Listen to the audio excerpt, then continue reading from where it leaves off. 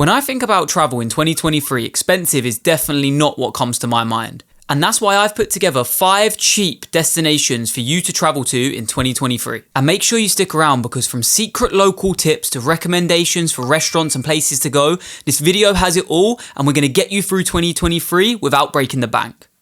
Number 1 on our list is Paris, France. Paris, also known as the City of Love, has incredible amounts of culture to explore and places to visit, and it's a destination in Europe that's not going to put you out of pocket. An average flight price for Paris is about £15 to £100 per journey, depending on what time of year you go and the airline that you fly with. You can definitely find cheap flights for around 15. An average bus price, if you're looking for a bit cheaper, is around £31 on average for a return trip from London to Paris centre. If you're a Paris first timer, you've definitely got to go and have a look at some of the touristy main attractions such as the Eiffel Tower, Louvre Museum and Versailles Palace. It's a really beautiful city and there's loads of things to see, even if you're going there for a short period of time. If you're looking to go to Paris on a less touristy based adventure, I actually spoke to a local and they told me that the first district is the best place to stay for sightseeing, but the 7th is the best place to stay for first timers. Is only a stone's throw away from main monuments, but also boasts some of the most beautiful architecture in the city. It's been voted as one of the best walking neighbourhoods in Paris. Number 2 is Milan, Italy.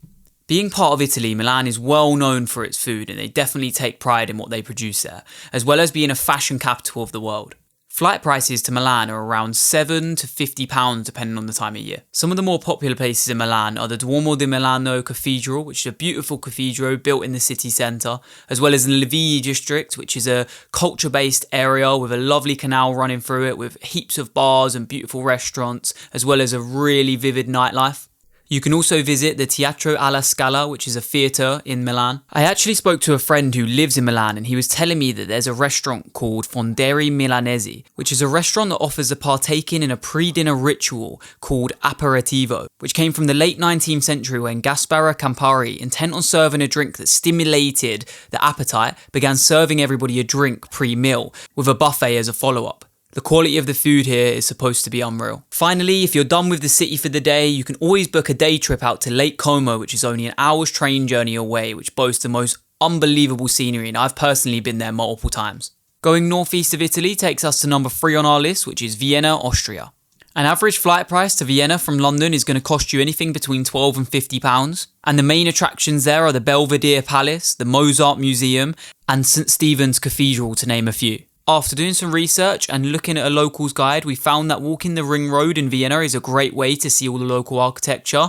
And the best part about it is that it's free. And to save you a little bit more, I've got a secret tip for you guys. If you want to save a couple of euros when travelling from the airport, instead of paying 11 for the actual fast train, you can pay €4.30 for a slightly slower option, but it's going to save you €5 or €6 in the process. Like other places in the world, with great beauty comes more people, and with more people comes more bad people. And after doing some research, I found out that the 1st and 4th districts are the most likely you're going to encounter pickpockets. So make sure that when you are travelling around these areas, you're extra vigilant. But don't let that put you off, because Vienna is truly a beauty and we definitely recommend you head there. Number 4 on our list, and a personal favourite of mine, is Barcelona, Spain.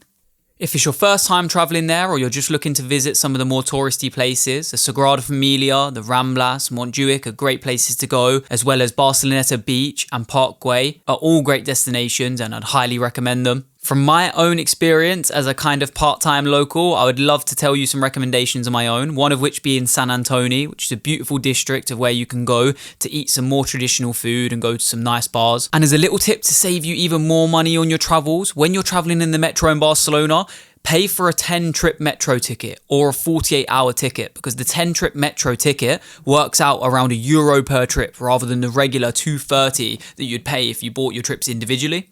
I'd also highly recommend, and it's one of my favourite things to do in Barcelona, and it's walking around the Gothic quarter around Jaume I. It's a beautiful area with tons of local shops. You can support local businesses as well as seeing some of the coolest architecture in Barcelona. Finally, if you get time, head over to the Icants Vels market, which is a flea market which has been running since the 14th century. It's beautiful and they sell anything from little trinkets and books to bed sheets and anything you could really imagine. It's definitely worth going, and I hope you enjoy it as much as we do. And last but not least on our list is Berlin, Germany. You can get from London to Berlin for around £14 to £50 per flight, and some of the most popular things to do there are visit the Berlin Wall with all of the artwork that's there, as well as Checkpoint Charlie, the Brandenburg Gate, Mauer Park, Flea Market, and all of the techno clubs. This beautiful, artsy, creative city is just an absolute wonder of a place to go to. I've been there multiple times and we absolutely love it.